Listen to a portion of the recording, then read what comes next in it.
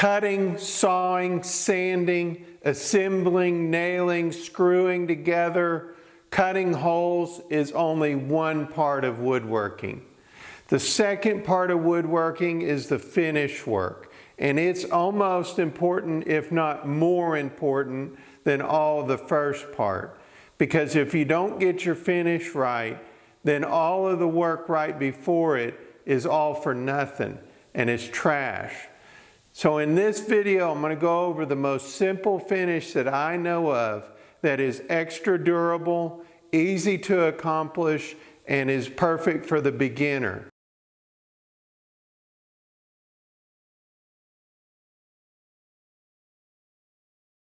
So in this video, we're going to cover the polyurethane finish, and specifically the oil-based polyurethane finish.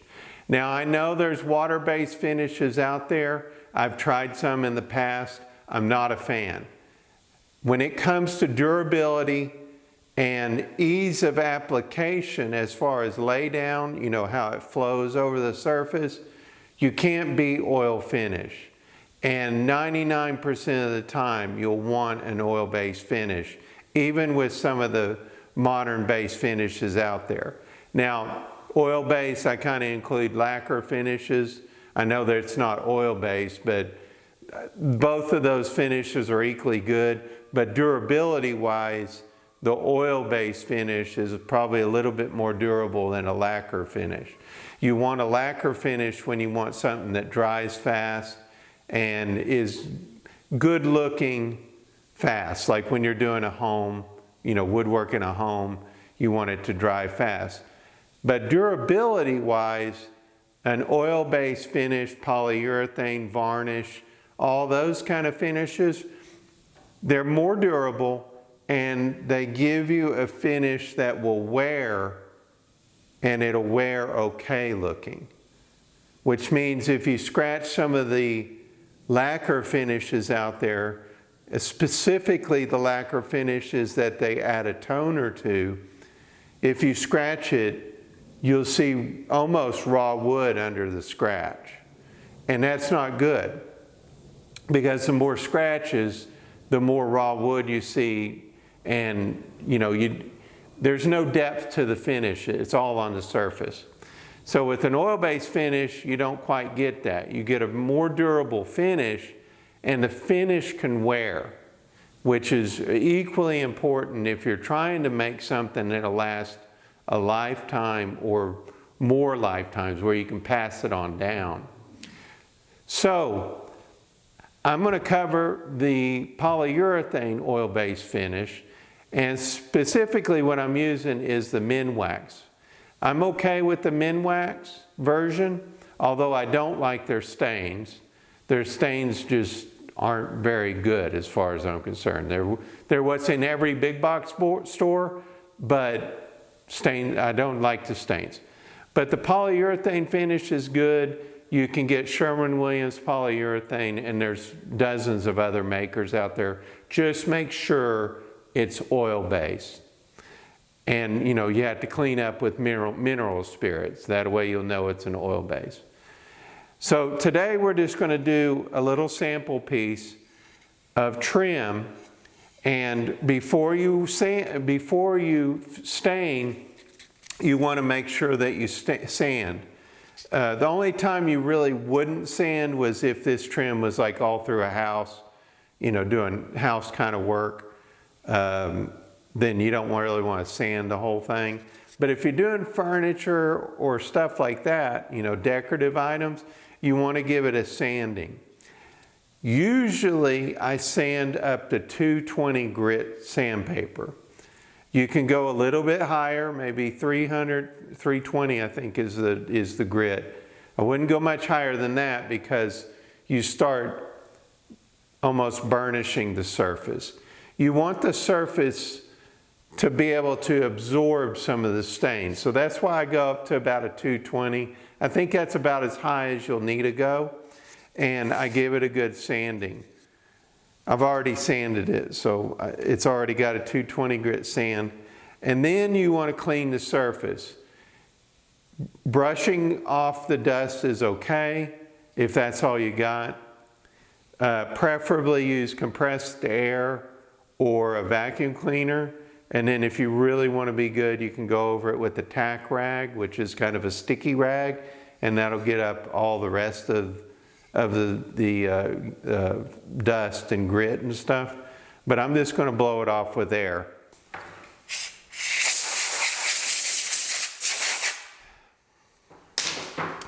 So you want to make sure the surface is clean.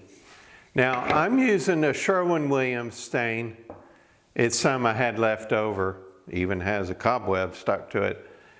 And Sherwin-Williams makes a good stain. I like Sherwin-Williams stains. Probably any of the paint store stains are really good because they're going to use those in houses, and painters want to use the best stains, paints, and finishes that are easy to apply, affordable, and always provide a good surface and finish coat, which is what you want. So paint stores are a good source for stains. Plus, they can usually tint it to the color that you need. So I've got like a dark brown stain here. And when you stain, you want to use a clean rag and a white rag. I found out early on in my woodworking, like a long time ago, that if you use a black rag and a white stain, you kind of get black lint stuck in your finish. I won't tell you how I know, but I just know that. So you want to use a white rag, a white painter's rag, a t-shirt, something like that. So then you just dip it into the stain and then just wipe it on.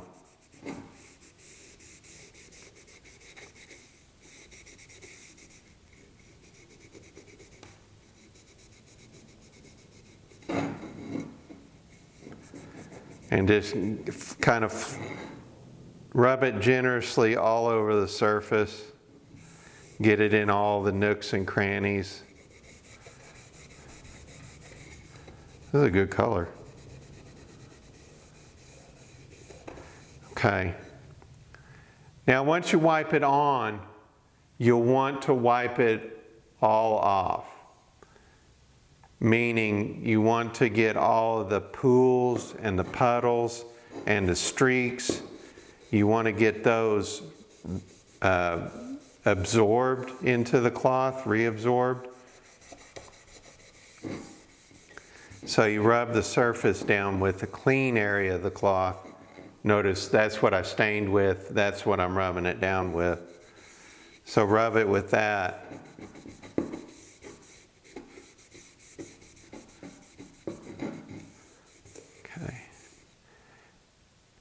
And there you go.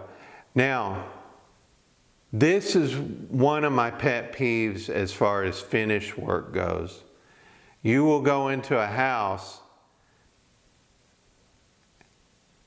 and you'll see that. That's a rag mark. When you don't rub off the wet stain fast enough or thorough enough, you will get these marks. And those aren't good. Those are impossible to get out once they're dry, and they ruin a finish. So you want to make sure everything is rubbed out and smoothed out. Okay. Now, we'll let that dry. This is a faster drying stain, but I'm going to go ahead and just let it dry. It's best to just let it dry overnight, and because you have an oil-based stain and you'll be going over it with an oil-based polyurethane, and that polyurethane, if the stain isn't dry, it will start lifting up your stain.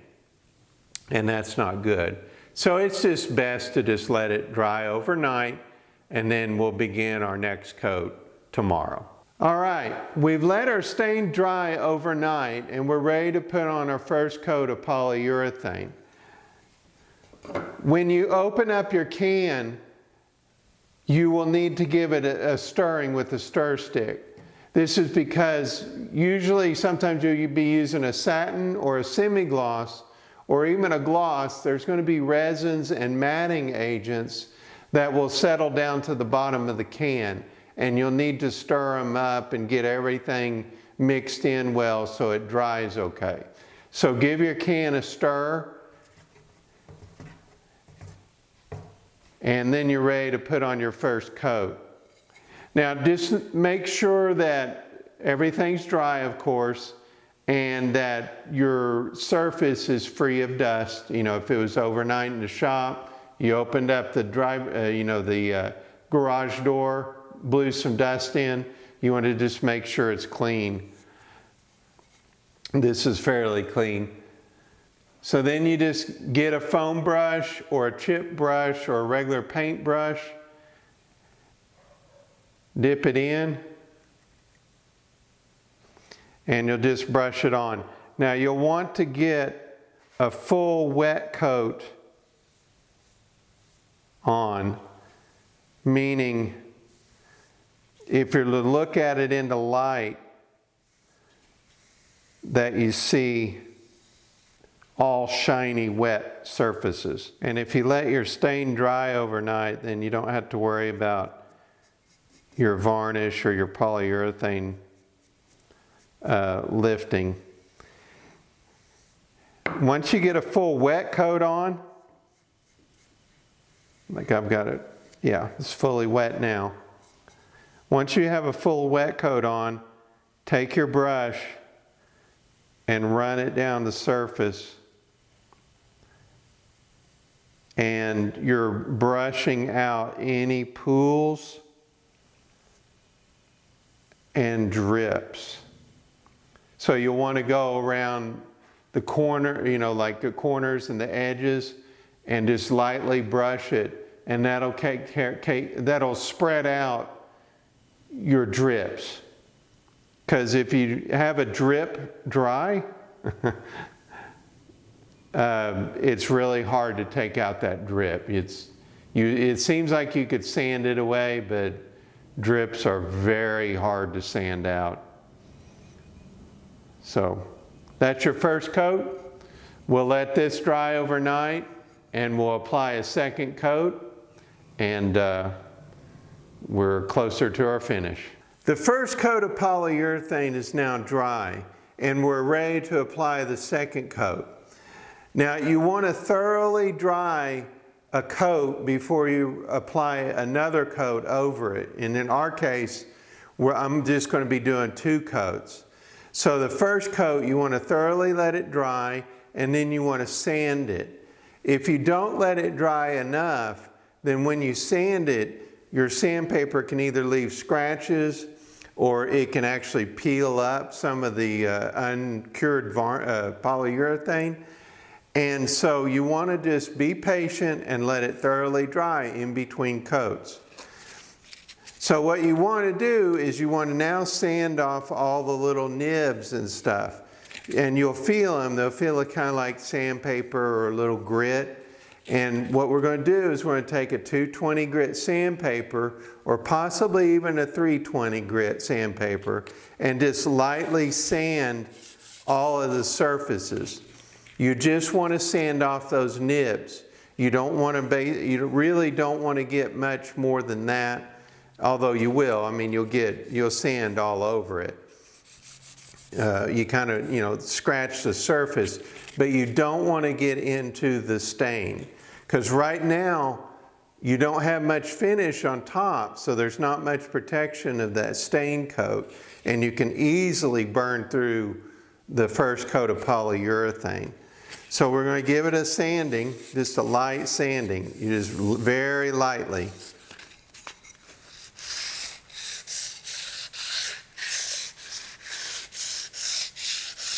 Just enough to knock down those nibs and to kind of scuff the surface, but not much. Okay? That's about all it takes. Now it's nice and smooth and it's ready for your second coat of polyurethane. Now a word of note on the polyurethane, you can use foam brushes on it, and foam brushes are good because you can just throw them away in between coats. They're not good for getting into cracks and crevices. This profile of trim is almost a little too much for it. If it was any bigger, I'd want to use a brush. If you use one of those disposable chip brushes, the real inexpensive brushes, those are fine to use for general purpose work. However, you want to make sure that you pull out any loose brush bristles from the brush because they kind of shed, so make sure you clean it up. Consequently, when you use a foam brush, just make sure that there's no debris on it because this is your final coat, or if you go to 3 coats, that's your final coat. And you're not going to sand it, so the finish that you get now is the finish that you're going to have forever. So you want to make sure that the surface is clean. In fact, you can brush, either vacuum it off, or you can do a little compressed air on it again, and that knocks off all the dust and debris. You want it as clean as possible. And then just apply your second coat like you did the first. You want a full wet coat, making sure that you hit all the surfaces.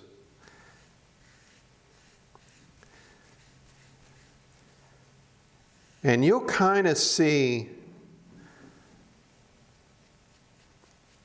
if you're not brushing enough on. It'll look kind of dry. And you don't want it to look dry, you want it to look wet.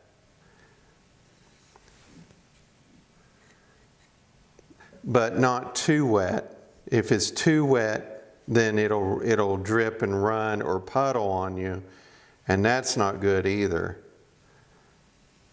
So you want the sweet spot in between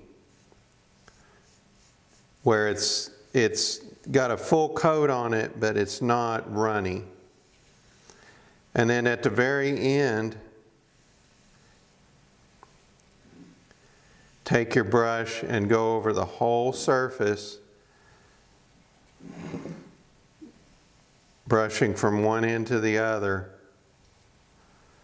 And this takes care of any drips. And there we go. Now we'll set this aside and let it dry overnight, and we'll look at the results tomorrow. The final coat of polyurethane is now dry and the finish is complete and ready to go. Oil-based polyurethane is an excellent beginner's finish. You just need to follow the steps, take your time, and you'll get good results almost every time. I hope you enjoyed this video and I hope you learned something, and we'll see you in the next video. Thank you for watching.